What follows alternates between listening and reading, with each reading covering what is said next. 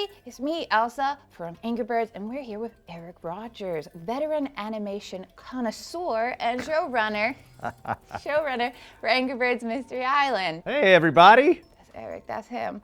Yay! Okay, well, we're gonna ask Eric a few questions and get to understand Mystery Island, the mystery of Mystery Island a bit more. Question number 1. Hey, Eric, what do you like about Angry Birds? Coming into this universe, I like that, obviously it was the game that had kind of a blank slate as far as the characters go. The characters had names, but as a TV writer or just a writer in general, I love the fact that you can take a look at these birds, and they obviously they've done this with the movies, but you take a look at these birds and these characters and you go, okay, what do I want? What kind of character traits do I want to give these hurling birds and pigs and all that? So I love the fact that the creation of these characters it's just a blank slate, which is fun for a creator, and also I love the destructive nature of the games too.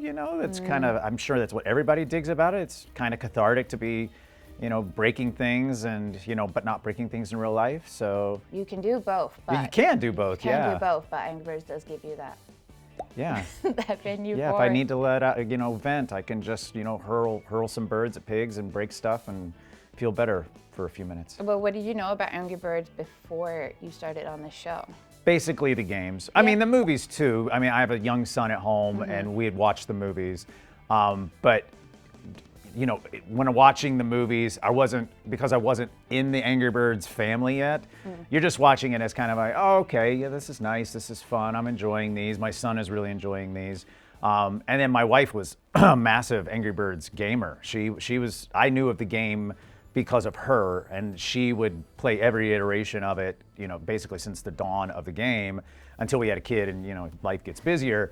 But yeah, I mean, my wife really was my entry into the world and how I knew about it. And then from there, I mean, it's ubiquitous with gaming and the game world and the world in general. You say Angry Birds and everybody knows what the heck you're talking about. So, which is super cool. Except my taxi driver yesterday. Oh. Didn't know where Angry Birds was. That's shocking. It was. Yeah. It was, and you're just like, okay, well, that is actually shocking because it's such a worldwide known brand. This is the first time I've been able to do a show associated with a brand or an IP where immediately everybody goes, I know exactly what that is. Because even when I wrote on Futurama, there was a long period of time where I would say Futurama and half the people would know, and the other half would go, oh, what's that? So. This, I just go, I'm doing this Angry Birds thing. Like, oh, Angry Birds, okay, cool. So, yeah, which is super fun. It is great how many people know Angry Birds. Yeah. So if you're starting from a place where you just kind of knew the games, when you started working on Mystery Island, did you do any additional research? What did you get into? Totally. I mean, it was an interesting situation because I knew, Rovio and Amazon had presented me with what the guardrails of the show would be. These are the characters we want. This is where we want it set. But they also said they're going to be new characters, and what has come before this. You don't have to be beholden to that, but at the same time, you still have to understand the universe that you're entering into. So you have to understand, what all the Angry Birds before my characters, what they're like, and what their daily lives are like, and what is the dynamic between birds and pigs, because that's an important element of our show is the birds and Hamilton getting along, and in every other version of this, they're just not going to be friends, and they're mortal enemies. So and that really that feeds well into how our characters developed and their relationships. So. But yeah, I mean, just to do your due diligence, you have to do some research and go, who's Red and who is Terrence and who's King Piggy. All that's good stuff. You just have to know. You have to know what came before, so you don't screw up the brand as you're trying to further get a wider audience for it. And you're trying to expand on a story. Exactly. But keep it in line with what's already happened. Absolutely. That's tricky. That's tricky. I hope. Yeah. Are the characters inspired by anyone? Like, what elements are important for them? I wouldn't say they're inspired by anyone, but because they're tween-aged kids, I take a lot of inspiration from, my son he just turned 12, and you watch how your child develops. You watch how their friends develop. You know what their traits are, the emotional stuff they go through, and you just kind of cherry pick what things they go through to put into your characters, because I want to be, I know it's a cartoon, it's animation, but you also want to be truthful about what the characters are going through, and you don't want to make them too mature, you don't want to make them too immature, you don't want to age them down. You want to find that sweet spot of like, oh, what's a real 12-year-old going through, and oh, by the way, this 12-year-old stuck on a deserted island. So, it's 12-year-old stuff, but also, oh my God, we're all by ourselves now, and how do we survive this? How do we get through this? So, it's a fun balance of coloring the characters in with the things that real world kids go through, but also you put them in a very adult situation. So it's really fun, but not really inspired specifically by anyone or. Okay. And yeah, anyone I know or anybody. So I know. Hammy isn't like a friend that you think is a bit over the top or something. Okay. Yeah, we all have friends that are show ponies, and they walk into the room and they want to be the center of attention. And I'd be lying if I said that I don't know people like that, because I also work in Hollywood and I'm surrounded by show ponies in LA. So and I might be one myself every now and then. So surely not. Yeah. If you were any of the characters, like which character do you associate yourself with the most? Oh man, now I'm gonna out myself. I probably do associate with Hammy the most because I was a theater kid. Yeah. So. Oh yeah. So do it. Well, you know what? There you go. Maybe Hammy's inspired a little by me because I was a theater kid in junior high and high school and a little in college. I wasn't nearly as confident as Hamilton is, and I wasn't as over the top as Hamilton is, but I know what it's like to, want to be an actor, and so I guess maybe Hammy is inspired a little by my past that I gave up on a long time ago. So we've been talking before, and you said something very, very, very interesting, and I would love it to be also said in this interview. But you were explaining about the characters and something about their names. Would you care to extrapolate on that? Yeah. So I approached. So that was the early stages of when Amazon and Rovio came to me and said, we have this show that we want to make. Yeah. And like I said, here's the guardrails of what we want the show to be. Here's where we want it set. You go away for a couple of weeks and come back to us and let us know, and basically pitch your take on it, right? And so when you do that, you start, it's all character first, right? Mm-hmm. Because Amazon and Rovio already know what they want. I don't have to go in and go, hey, what if you put it on a deserted island? What if they're all stranded? What if it's weird and mysterious? They knew that already. So they're basically coming to me and going, how do they make it interesting? Yeah, it's like, why are we going to care about these characters and these kids, and why do we want to go on an adventure with them over the long haul and day to day? So I started, their names are very much who they are. So Mia, as we meet Mia at the beginning of the series, she's very much type A personality and go-getter and the planner, and so Mia. And then there's Rosie, Rosie's always the sunny side up and new agey and hey, it's gonna be chill. And she started. I had when I pitched her, she was way more hippy dippy and new agey and crystals and all that. But then we realized like that's a little out there for a kid, so we had to dial that back a bit. I have met some kids like that though. Oh yeah. But yeah. Rosie's she's hippy dippy, gotcha. Yeah, just the chill one, the one who's like, hey, it's everybody, it's gonna be cool. So Rosie is just very Rosie. Buddy, it's right there in his name. He wants to be everybody's pal. He doesn't want to. He doesn't want to ruffle any feathers. Pun. He wants everybody to get along. He wants everybody to like him. He never wants anybody mad at him. So yeah, Buddy wants to be everybody's buddy. And then Hammy is, of course, Hamilton's a ham. Beyond being a pig, he's just show pony, center of attention, loves the spotlight. You go, wow, man, okay, that's pretty basic, but it works. Yeah. Sometimes simple stuff is just the easy, like not the easiest. It's the best way to enter. How to develop a character or how to, develop a world. You don't overthink it. Just go, here's who I think they are, and hope you like it, so. I genuinely had not noticed that until you said it yesterday. And I was Oh, like, really? What? Oh, Yeah. perfect. So it was very subtle. Well, we very try to be cool. subtle, yeah. So subtle, so subtle. That's what kids' television is all about. Yeah. Well, speaking of Hammy, why did you choose to have one of the crew be a pig?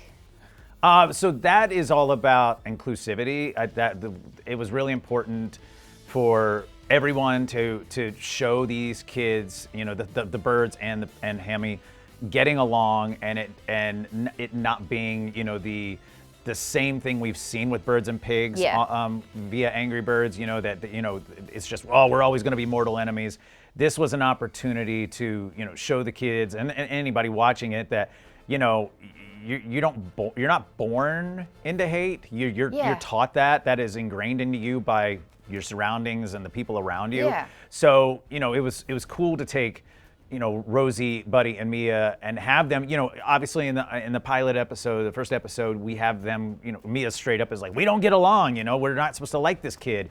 And it was really great to, have that opportunity for Hammy to, try to help out and win them over, and then the birds, the hatchlings understanding, like, we don't have to hate each other. We don't have to, if we do while we're in this adventure or while we're on this island together, it's going to make things way more difficult. Yeah. If we're going to survive this, we need to learn to get along. And then as the story grows, not only do they become friends, but they become family. And that's always really sweet and a lovely thing to be able to tell a story like that. And that's one of my favorite parts about the show is the relationship between the kids. Zombie lobster! No, it's just me, Hamilton. Hamilton, what are you doing? I just wanted to show all of you that I could help out too. How did the voice actors evolve the characters beyond how you initially heard their voices in your writing/head? That's always one of the most fun parts of the process because so say specifically for Buddy and Harvey Guillen, I had Harvey's voice in my head for Buddy the entire time of developing. And what's crazy about that is, we were writing the show for probably a year and a half before we got into recording. Yeah. So when we got Harvey to do the role, I mean, it was getting all the actors was amazing, but Harvey doing it, I was just like, that's the voice I had. So you get Harvey into the booth, and so suddenly, not only is he sounding like the character you've been writing, but he brings this improv background or element to it that suddenly the character starts to evolve even more. And you can't use everything that an actor's improving because then the story's going to spin off the rails. But you can grab pieces of that stuff and it elevates moments and scenes and character stuff so much. A specific example of that is there's a moment in the Finney episode. No, the worm turns when they're on the raft and Buddy admits to everyone that it's all his fault because he bit the worm's tail and the worm that made the worm mad, and suddenly now they're out at sea and they're sinking on their raft and Buddy is like, it's a huge Buddy fail. It's a huge Buddy fail. And, we wrote that line, but the way Harvey just repeated it was just this great moment. Yeah. And you just go, yeah, that's awesome. Oh, there it is. That's the word. It should be like a bell that goes ding, ding, ding, ding. No, but it really was awesome to have Harvey do that. And with the other actors, with Dom and Nassim and Kate as well, and even the guest cast, it's amazing to have just to suddenly have them in the character and doing what you thought they could do with it, but then just being so pleasantly surprised by every record. There was just something new that you were just, oh my gosh, like Rosie. This was I'm gonna give some real quick examples of everyone. Rosie's anger thing, that to me was always super fun, and Nassim really brought that with the way she can go down into a growl, an angry growl really fast. I thought that she could do that, but when you hear her do that, you go, oh my gosh, now I'm gonna write more of these moments into the show because she's so good at that. And then you have Dom, who we wrote the Gollum scene in the first episode, and you're hoping that Dominic can pull that off because that is really a big ask for an actor. But then he goes, I can do a Gollum. And you go, oh, okay, cool. He's an actor. He's going to say he can do it because, he's confident. And he starts doing his Gollum, and you're like, oh my God. The dude from The Lord of the Rings has one of the best Gollums I ever heard. Amazing. And so, awesome, even. So yeah, then you know that, okay, Dominic can do things that I didn't know he could do. We're just going to keep pushing him and see. And that really helped with the 12 Angry Birds Marlin episode, where you go, oh, we're gonna have him play all these different roles, and it's gonna be ridiculous. And he stuck the landing and crushed it every time. And then with Kate, she has this singing side, this singing career that came before the show, and she's still making records. She just came out, I think, a week or a month ago or whenever it was. She came out with a solo record, and she's making stuff that's very kid specific and kid centric. And we didn't have the opportunity to incorporate any of that ability of hers into the show. So I missed opportunity, but I would love to see some of that. I would love to as well, so yeah. What was the process like writing the narrative for the show? Like, what was the timeline for you? Oh, this was very interesting for animation, any TV show, but specifically for animation, because we had a really long runway leading up to production. They had hired me in May of 2021 to begin writing the Bible. I mean, it's a mini Bible and the pilot episode of the show. And, so they were still searching for an animation studio to partner with. And while that was taking place, Amazon allowed me to continue to write news scripts. So the next script I wrote was the Marlin show, the Squawkalypse Now, which in theory was supposed to be, okay, now we have a pilot script and here's a typical episode of Angry Birds. Yeah. But then I kept writing, so then I wrote, what comes after the pilot? Because the Squawkalypse Now doesn't come after the pilot. That even in writing, knowing I was writing those two first, I knew a Squawkalypse was not going to be the second episode of the series. So you go from, okay, the kids are on the island now, what's a natural second episode? Oh, they got to build a shelter, so that's give me a shelter. And then you just start to, Amazon just kept allowing me to write more scripts because it just took so long to find an animation studio. I think we had a year plus of that search, and in that time, by the time we went into production, I think we had 10 scripts done. And we knew that the scripts, most every one of those scripts was going to come before Squawkalypse Now. So now we have really a fully developed, well-rounded series, well-rounded characters. There was none of the, sometimes with shows, you write a pilot, and then you get picked up, and then it's, okay, we're still figuring this out, and you have to do it on the fly. Right? Not on the fly, but it's just, you're working things out in real time.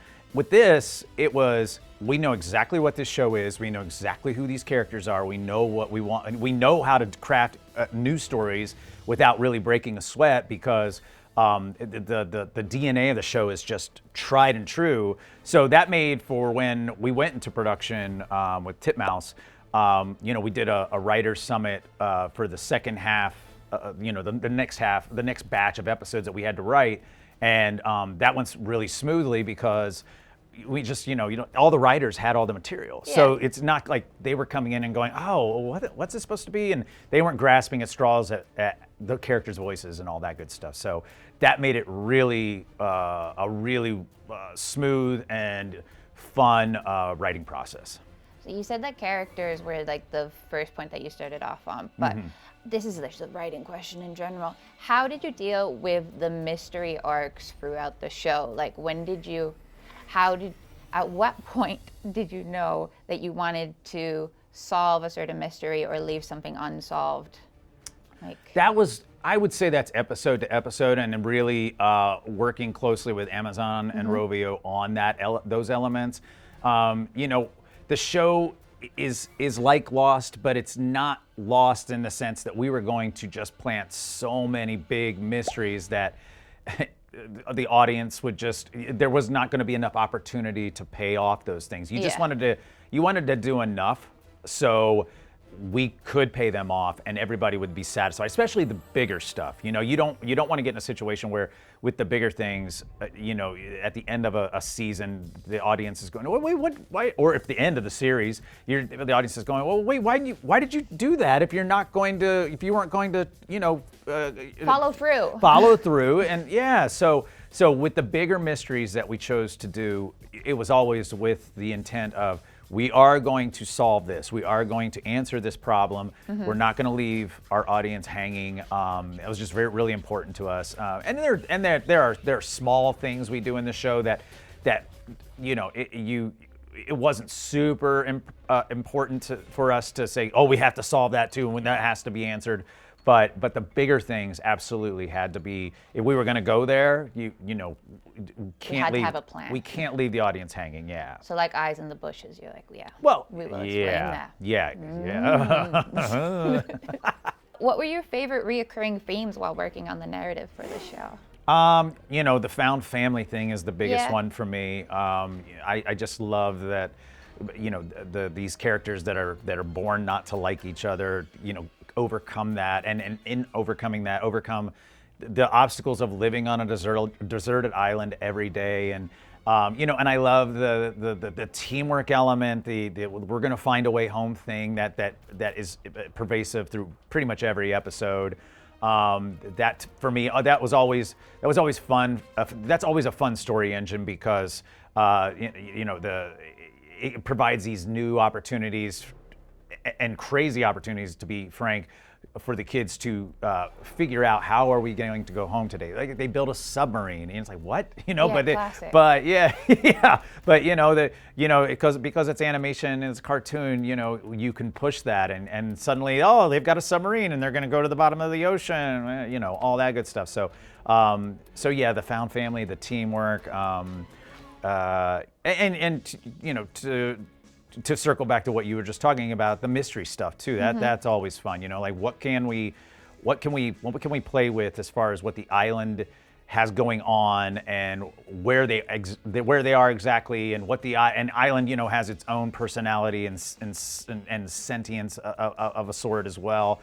So that was always a fun thing to play with and see what we could do with that without it seeming like the island was like this all-knowing being or something. Yeah. Yeah. Like one of my favorite things is the environmental stuff that shows up in the show, and it's like, I get that might not be your favorite, but like my favorite thing is when they mess with the water system. Yes. They're like, oh, consequences. Yes. Whoopsie daisy. Yeah. But it was a cool water park. Yeah, and the environmental stuff is really important as well. It's really subtle. But it was a great entry. It's a great entryway into this new world that the kids find them in, because, in the Angry Birds universe, the trash is made by the destruction, right? Yeah. Pumpkins are hurled and wood is breaking and all that stuff, and the way we conceive this, it's like, there'd be a giant junkyard or a dump where all that stuff is, and the island doesn't like that all this trash is building up, and that has consequences for our kids and the story overall. So I don't want to give too much away, but it all comes together. Yeah. Yeah. Mm-hmm. I think we made it come together. Yeah. Sure. Let's say you did. All right, Eric, we got to start wrapping up, but I got two more questions for you. Cool. One is, what was your favorite thing about working on this show so far? Oh my gosh, that is such a big question. My favorite thing. What brought you the most joy? Seeing it through to the end. Mm-hmm. And not that I didn't know how many episodes that we were doing from start to finish, but pulling that off, having a vision for how we wanted to end it, doing it in a way that I think, even with some playing with logic, I really think that the audience will go, okay, yeah, that's super cool. It might not all make the most sense, but we're going to go along for the ride because it's just a really fun way to bring it all together, and see if we can get these kids home and what that means. So You know, well, I don't know if they do or not. You guys will have to watch. You know, that was all. That's the goal for every episode. The kids are, how do we get home, and to, you know, get to a point at the end of the season where they're trying to do that for real.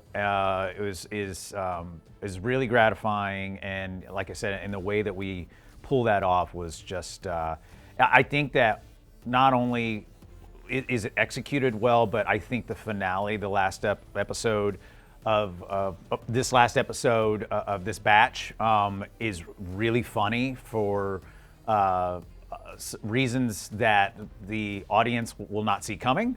And that was really that was a really joyful day in the record as well, because we had actors doing things that are just crazy and zany and just off the wall and just funny. Just hearing them do their thing, again, without giving too much away, it was just so much fun. Was that, sorry, I think you mentioned, was it the last 2 episodes that were filmed like together, like people were, or recorded together? Yeah, so the bulk of the season, up until episodes 23 and 24, everyone recorded solo or in a booth by themselves. And a lot of that was because of COVID restrictions. Yeah. But those eased up right when episodes 23 and 24 were ready to record. Mm-hmm. So it was an opportunity to have our main cast together for the first time to do those 2 episodes. Yeah. And everybody, it was just so much fun. And that's a lot of how a lot of animated series work. You know, you get more than one actor in a booth at the time, and they're allowed to riff off each other, and you know they have camaraderie, and you know, we didn't have a lot of that until that final episode. And you know, obviously you wish you could have done more of that, but the world was what the world was. But to have the opportunity to do that for the final 2 episodes was just really amazing. Yeah, no, yeah. So you're proud of it, and oh, so proud. I'm pretty sure you brought a lot of kids a lot of joy with this. I certainly hope so. I mean, that's the goal, that's the dream, and you know, I do hear occasionally from parents who go, my kid loves this so much, and they're binging it again on a Saturday morning. And, you know, I've gotten messages on social media where somebody will send me a picture of their kid watching it, and they'll say, he or she is watching again for the 3rd time on a Saturday morning. And I'm like, oh, so I'm giving them Saturday morning cartoons. That's a cool gift, you know, because that's what we grew up with, right? So yeah, it's pretty neat. Okay, and then my last question. And it's awesome. Yes, so very awesome. So awesome. We're learning a lot of Americanisms today.